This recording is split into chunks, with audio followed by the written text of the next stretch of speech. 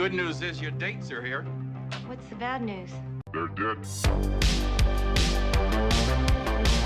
Oh, you're so cool, Brewster. Everybody's a suspect. Hey, Ted, where the hell's Corkscrew?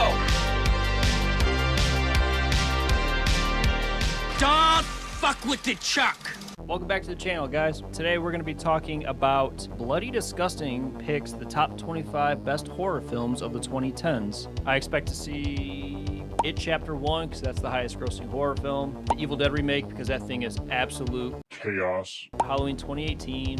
Strangers Pray at Night could be on there. It'd be cool if it was. Anything from Jordan Peele. I mean, let's be real here. I expect to see Hereditary. Number 25 is A Quiet Place. Fuck, it came out in 18. That's dead last? For real? Bloody Disgusting, I fucking love you guys, but you are not off to a good start. I love the fact that you have to be quiet in this movie. You can't make a single sound, or these like giant alien fuckers are gonna come rip you apart. But I like that aspect. It creates a whole new level of terror and tension, and the atmosphere of this movie is really cool. John Krasinski starred in it with his wife, and their relationship speaks volumes even though you have to be quiet. Number 24, Lords of Salem. Ugh. Not a fan. I like Rob Zombie's music more than his movies. I don't know. It was such a fucking dud. I really don't like Sherry Moon Zombie. She's cute, but she does not know how to fucking act. Painful to watch in every single thing she's in. Number 23 is a movie called Spring. It's an IFC film from 2014. Never heard of this. Lou Taylor Pucci? He's in it, and he plays Eric from the Evil Dead remake. Nice. I might have to check that out. Number 22 is Attack the Block, the alien invasion movie with John Boyega. That came out in 2011. Okay. I saw this once. I liked it, but I don't really remember much from it. I saw it right when it first came out. I like the way the aliens look. I think that they're pretty cool. Number 21, The Autopsy of Jane Doe. Oh, fuck me. I forgot about this. This is one of my all-time favorite horror films. Criminally underrated Emile Hirsch, dude. Performance of a lifetime. The twist in this movie. If you don't catch it within the first 10 minutes, I don't think you will catch it. If you have seen this movie, you know exactly what I'm talking about. This movie is fucking perfect. Number 20 is The Invitation, 2015. Heard of this? I remember seeing it being plastered everywhere. Haven't seen it though, so that's on me. You what?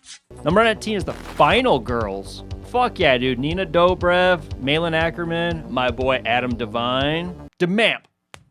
I love Adam Devine. This is a great movie. It's a good 80s callback to a slasher film. Love it. Raw is number 18. I saw the last half of this movie. That's all I seen. I did like what I saw. It's one of those you kind of have to have a strong stomach for. Number 17 is Us. I knew that was going to be on here. 2019. Jordan Peele, dude. The modern day Hitchcock. Cannot stress that enough. That guy knows how to tell a story. And I love the Lost Boys reference in the beginning. You know, they're filming something by the carousel. You should see if they're looking for extras. Great performances, though, by Lupita Nyong'o, if I pronounced that name right, and Winston Duke. He's the best part of this movie, in my opinion. I like when he goes, "You want to get crazy? We can get crazy!" He's a giant teddy bear, but he tries to be like a hard ass in that movie. Number 16 is I Saw the Devil. Came out in 2011. Heard of it? I haven't seen it. Visceral, gritty, and insanely bloody. Ooh, okay. You had my curiosity, but now you have my attention. Number 15 is Don't Breathe. Oh, I forgot about Don't Breathe. Fede Alvarez, dude. Evil Dead better be on here, I'm telling you. Don't Breathe was flawless. 2016. Great performances from Jane Levy, Dylan Minnette.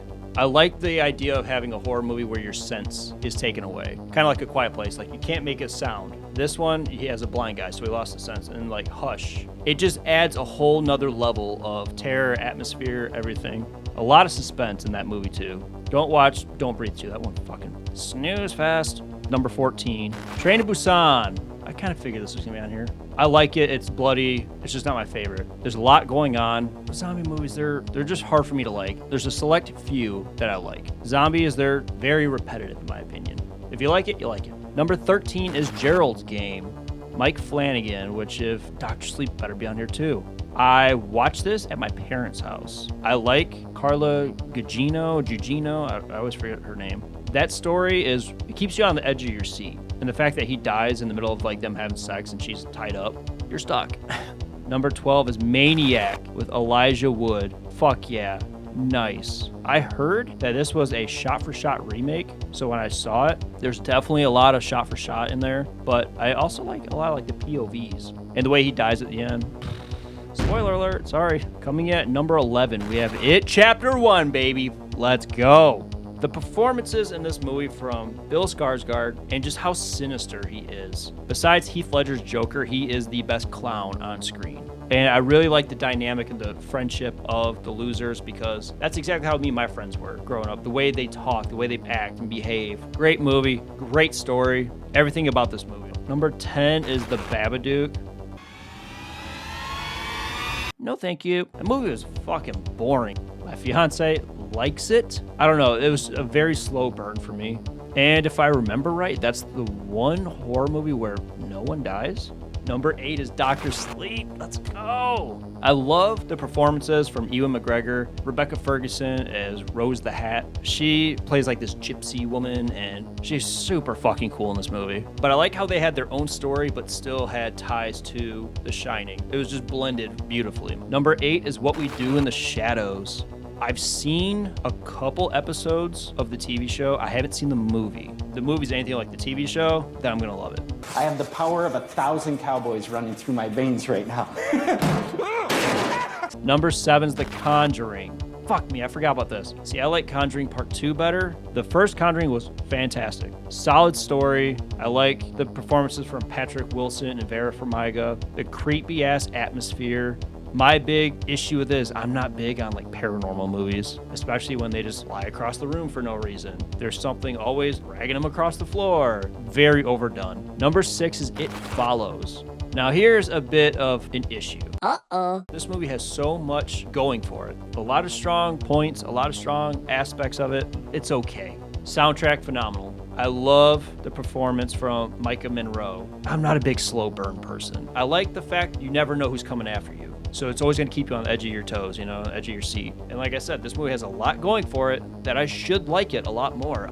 There's something about it I don't. 2.5 out of 5 stars in my opinion. Coming in at number 5 is The Cabin in the Woods. God, I forgot about this movie. This movie kicks so much ass and I cannot wait to cover it for the channel. Brilliant casting. Even Chris Hemsworth, he plays the perfect douchey jock. A lot of horror movie tropes, and it's got every single nightmarish creature you can think of, all just wrapped up into one movie. I like how the government's in on it. You get a fucking Titan hand coming up at the end. Great, great, great movie. The Witch is number 4. Fuck yes. Anya Taylor-Joy, brilliant in this movie. We get Black Phillip.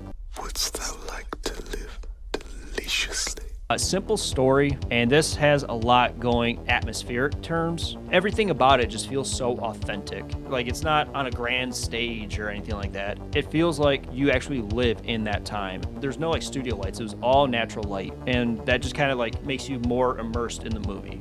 Number 3 is Hereditary. Kind of figured. Ari Aster. This is his best movie. I like this a lot more than Midsommar. Toni Collette's performance in this movie, flawless. The iconic scene of when the sister in the light pole, the way she acts is so realistic. I don't know, you also feel like you're a part of the movie.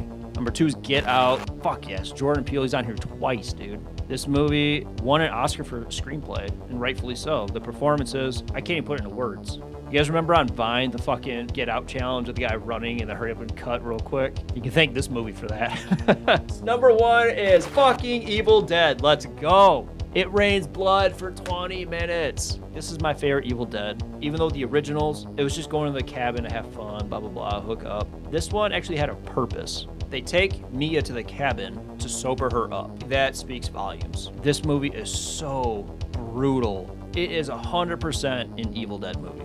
I can't even put it into words. I fucking love this movie. I got it tattooed on me. You heard coming out of the floorboard. I'm so glad this is number 1. Hell yes. Perfect post-credit scene of Bruce Campbell, dude.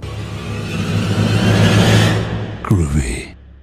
But yeah, this has been my reaction to this, and I'm really glad that they put these movies on here. Next video, we're going to the Nightmare on Elm Street series, and there is so much I gotta talk about with this movie. Some good, a lot bad, so stay tuned, and don't forget to like, subscribe. Until then, see you later.